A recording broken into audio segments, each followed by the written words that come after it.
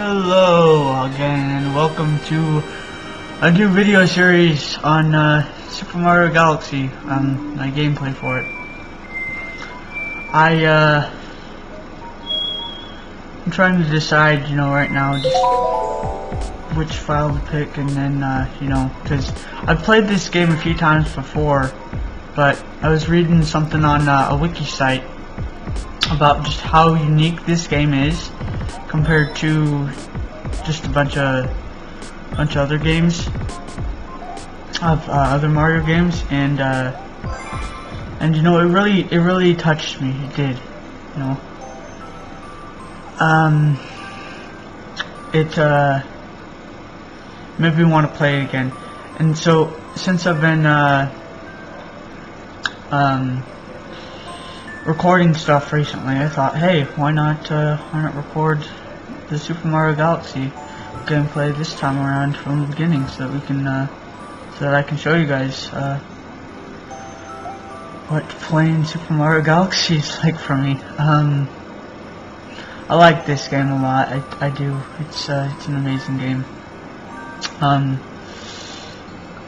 I got it long time ago. And it's like 5+ years ago, I think. But I still love it to death,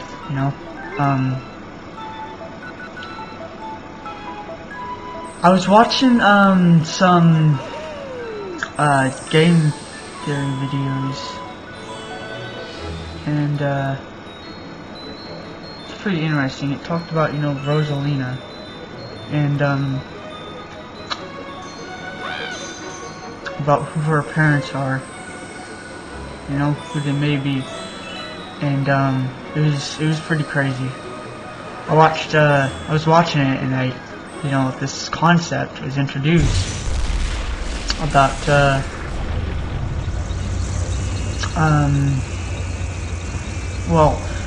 so the concept is it's mentioned in another area that I know of. It's in an anime called Steins Gate. I like that anime a whole bunch. I'm really excited that some new things for that anime are coming out pretty soon here in the next month or so. I think I'm recording this on the 1st of February, so the audio. I recorded the video a few days before I'm recording the audio narration now. But yeah, I'm pretty excited about the new stuff for Steins Gate. But anyways, in Steins Gate, this concept of world lines was introduced. In this concept, it's I don't want to sound like I know too much about what the concept professionally is called, but because I'm just not that sure, so I haven't looked it up or anything. My brother tells me though that it's string theory. I again have no idea, so don't quote me on anything. But so it's the concept, hypothesis, I guess, may have developed into a theory. The string theory. Okay, yeah. So, but anyways, this concept, it's about, so say you're doing, you're going to work, right? And at work, there's an issue that you may have to deal with. And you deal with it in one way on this timeline, but then you jump to another timeline, right? It's like you just go back in time, and then you deal with it another way.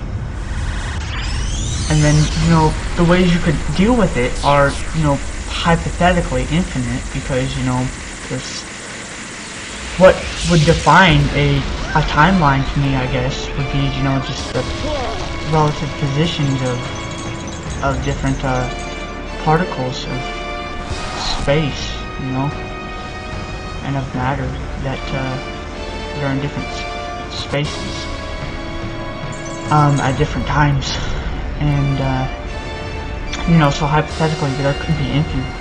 Anyways, these different timelines in Steins Gate are called world lines. So anyways, this concept of world lines was introduced, you know, or at least as I perceived it, it was introduced when, you know, I was hearing this theory about Rosalina. And, you know, it goes back to, you know, the storybook, you know, how she says when she's reading from it that, you know, galaxies are, I don't remember exactly, so don't quote me on it again.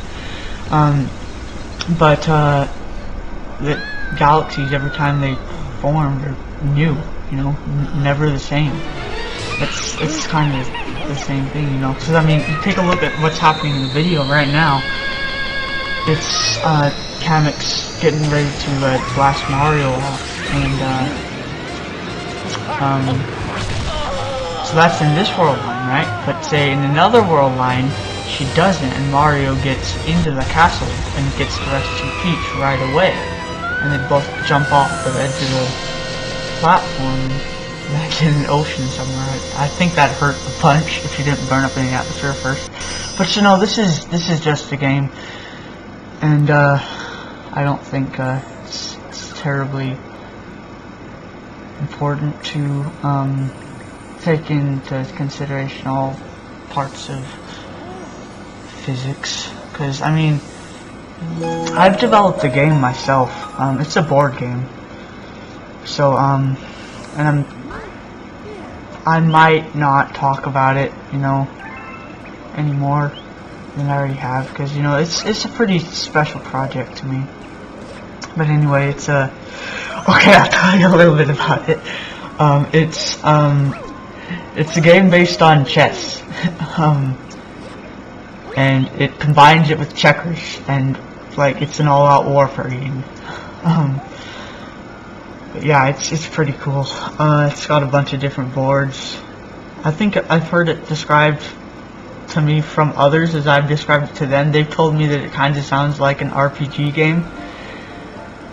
And I thought, whoa, an RPG game on boards? I know that's the first time I've ever heard of the concept.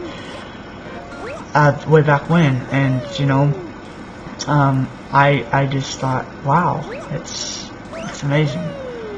An RPG game on boards. I haven't, back then I hadn't really heard much of Dungeons and Dragons. I really wanted to take a look into it. Like, my cousin, you know, he's, into it quite a bit. I think, and, but anyway, I've, you know, been really wanting to take a look into the game, so I think I might, you know, play a game or two with him in a bit from now, so I don't know. So yeah, you can see in the video right now I'm chasing after a bunny. He's gonna get tired here. As he's getting tired right now, you can see the little drops that were going off of his, that were, you know, flying off of his head. I lost him right now. I shouldn't have made that jump, but there he is. I found him again, and I caught him. And so yeah, he's gonna give me a hint about, you know, where the other Lumas are hiding, his bunnies. But so yeah, I find the second Luma in this part of the video, and I get him, and then right after I get him, that's where the video ends, and so I'll have to pick it up with you guys later in the next video.